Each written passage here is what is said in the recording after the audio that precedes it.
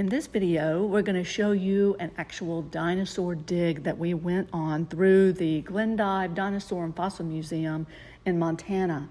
They gave us the proper tools, led us up into the Badland terrain, and instructed us on how to find these fossils. Then we went back to the museum later that afternoon and cleaned up what we had found. Stay tuned and we'll show you our treasures. The day began bright and early at the museum. Then we all hopped in our individual cars and followed the paleontologist up to a pavilion close to where we were going to be digging. We stopped for a while he explained the surrounding terrain and the layering effect of the rocks and showed us samples of the different bones and fossils that they had found here.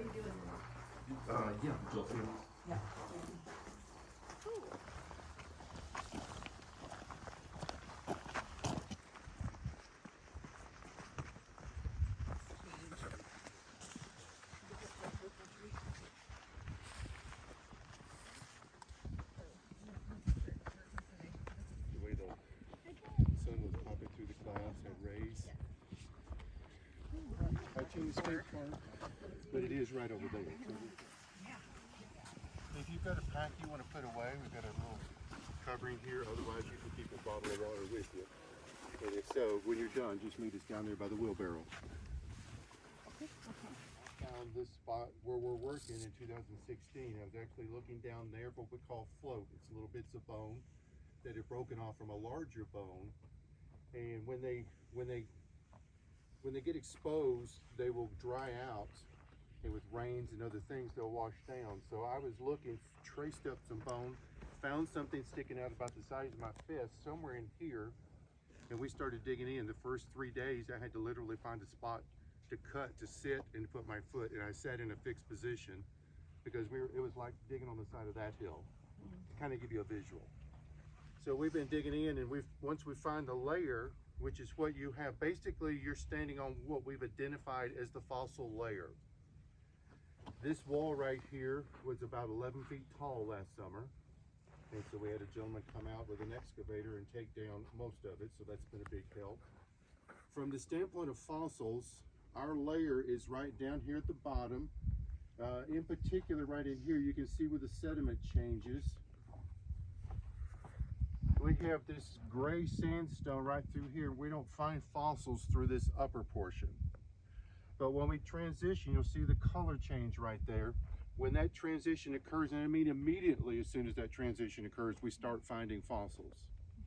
So as an example, if you pick up a gray block that's sitting right on top of the color change, you need to look at the bottom of it, because you may very well have a fossil stuck to it, or you've got a mold, and you look right back where you pulled it out, and you'll have a fossil sitting there.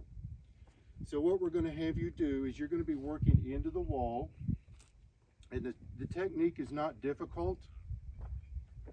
Your challenge today is really going to be limited upon your ability really with hand strength. That's really going to be the biggest challenge. So ladies, you're going to be mindful of that. We have hammers and screwdrivers. We can work through some of the tougher stuff. If you've got a spot that you need some extra help with, holler at one of us. Joshua would love to be helped there. Wouldn't you, Joshua? But if you get into this process and you've got a little cup of dirt and you tell me you're not finding anything, I'm going to tell you just haven't dug enough. You've got to be able to turn the dirt. And I'm not saying that's easy. This first hour, you're going to be asking us 100,000 questions. I want you to ask repeatedly. Get your little rocks. Chances are I'm going to tell you it's not bone most every time, okay? But as you go through the morning, you're going to begin to kind of get a little bit of flow and a little bit of a sense of what's going on. The biggest thing here is just to kind of get in and get going and kind of get a feel for what's in here, because you're looking for, if I could say it this way, a needle in a haystack. It's not quite that precise, but that's kind of in the mindset. What we're looking to do here, when you get down here, like this right here, is I'm going to stick my knife in, or you're going to have a screwdriver, and I'm looking to break the ground. And I'm trying to break the ground in such a way that I want to now see a new portion of ground that I couldn't have seen just that second before. Then you've got a brush here. The brush is not a dig tool. It's just simply meant to lightly dust across the bone. If you're just digging on ground, that's fine. Then I come through here. Do I see anything? No, no, no. And then I do it all over again. And I work through another bit, move it out, and see if I see something new. In a nutshell, that's it. Darker piece right there. So what I need to do is I want to leave ground on one side or the other. Okay? If I think there's a little bit of an angle, then I want to stay under it. I want to keep ground under it. Making sense? So you're going to come out here, and I would say start working out here. You don't have to keep these here now that you know where it is. Okay. So just start kind of digging away on Yeah, I would get up in there and start working. Almost standing up. Yours is flat here, so what I want you to do is start taking sediment from the top. So start removing this up here, and you're going to work down and drop down on top of it.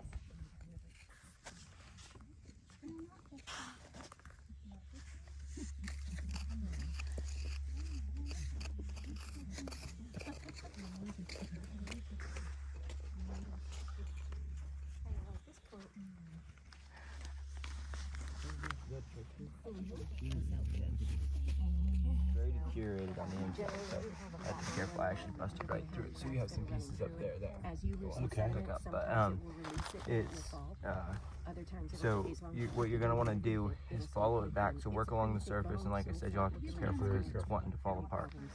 So work back along the surface here, and I don't even know what it does over here. So for this side up here, I would come out here and get some of this sediment off, and then work towards the bone.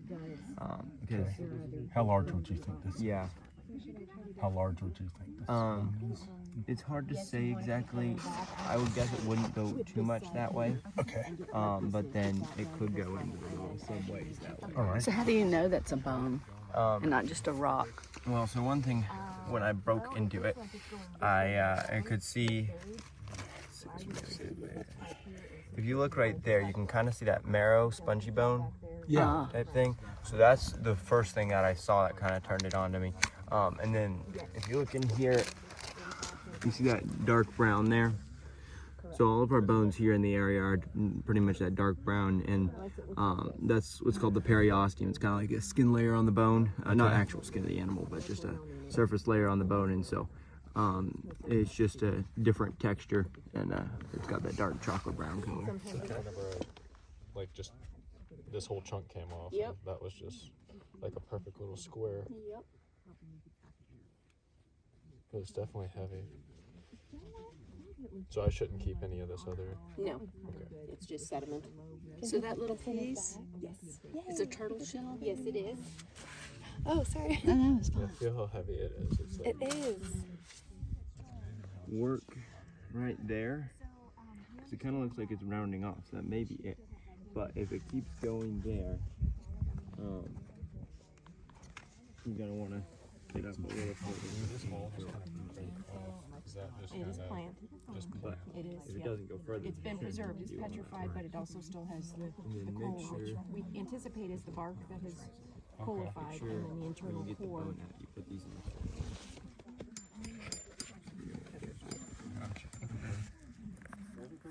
Let's see. I would guess that it's because of the mineral. Perfect. T-Rex tooth? You know, if you think about dog teeth and stuff, canine teeth today, they're white. Yeah. So I think it's the mineral. Okay.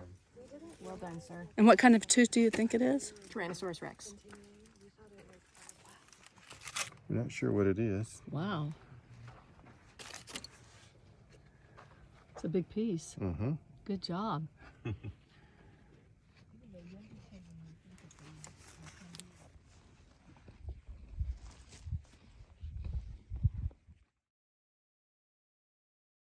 We continued digging for about 3 hours. It was getting really hot out there in that August sun, but it was just perfect amount of time. Then we broke for lunch and met back at the museum to clean up what we found. You're going to begin to get familiar with your fossil. You're going to figure out what's bone, what's not bone. In the ground, you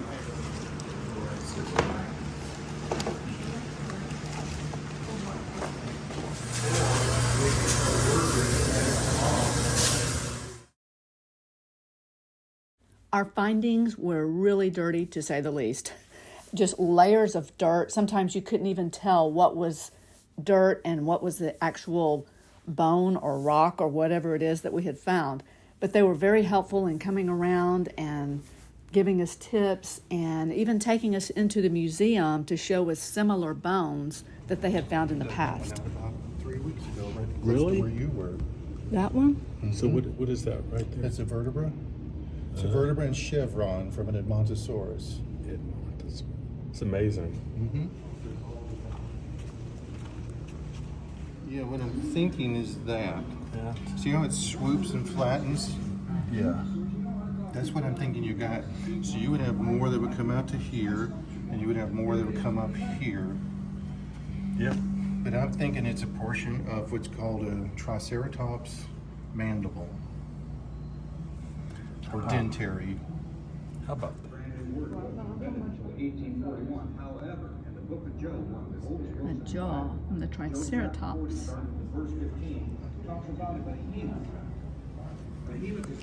Let's see. Good job.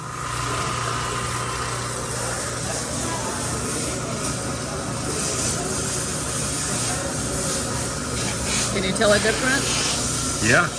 I can see more cracks. I get the dirt out of it. Oh, Kind of worries me.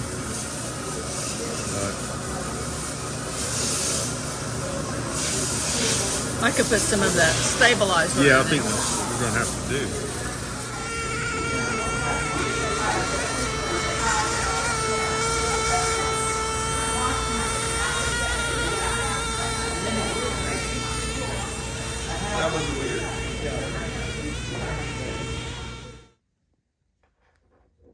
We were able to take our findings home since Billy's portion of the Triceratops jaw was just broken. It was just one piece. They would not display that in the museum. And then I just found bits and pieces of bones. Some of them they said were bits of turtle shell, so I was able to take all that home. Now the poor guy who found the T-Rex tooth, that is now on display in the museum.